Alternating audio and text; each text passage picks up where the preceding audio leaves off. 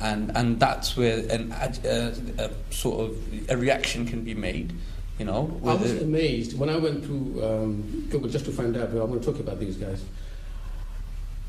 You know, when I was amazed when they talked about God Himself, they picturized the old man, and they put.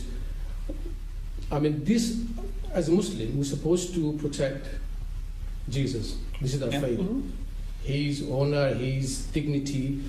They said, I mean, I can call that child of sin. That is so disgusting. That is so disgusting.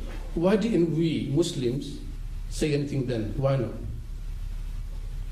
Isn't he our prophet? So I'm not trying to say bad. I'm talking about no. You know, it was our job. If you could say something like that to him, it was our job to say, just change it, do something else. Don't got more other things to do. You don't have to abuse. But I think then again we come on to the solution bit. So part of the solution is seeing, okay, if our brothers and sisters of faith or non-faith are being attacked unfairly, then we go to their assistance, we go to help them. And like our prophets did before us, like many communities have done before, and that's what we should see. So if the Jewish faith is being attacked, we should be there with them, of course, you know, shoulder to shoulder. Yeah. But again, it's we can't let, okay, if Jesus is being attacked, now that's a Christian problem because Jesus is their main prophet. We must be there. Something I thought that was helpful. So if we're talking about how do we react when something that we hold sacred, in your case, you know, we're talking about the prophet. How should we react to these kind of things? I thought, you know, one of the most moving reactions actually I thought I saw over the weekend was on Twitter, people and Facebook and stuff. Everybody was putting up, who is Muhammad? Who does Muhammad mean? What does it mean to you as an individual? And I found that as a non-Muslim person really moving, because instead of it being an angry, I hate Charlie Hebdo for now printing another cover, it was a positive.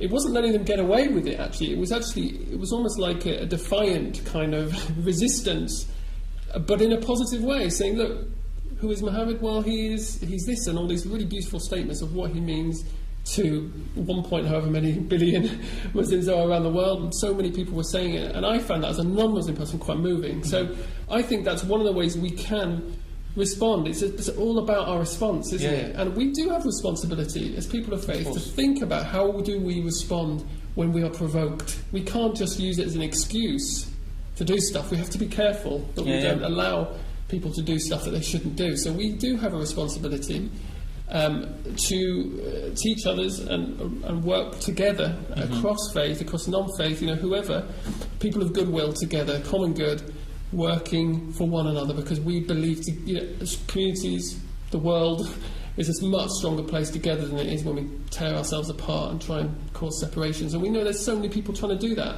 in our society. We have to resist that.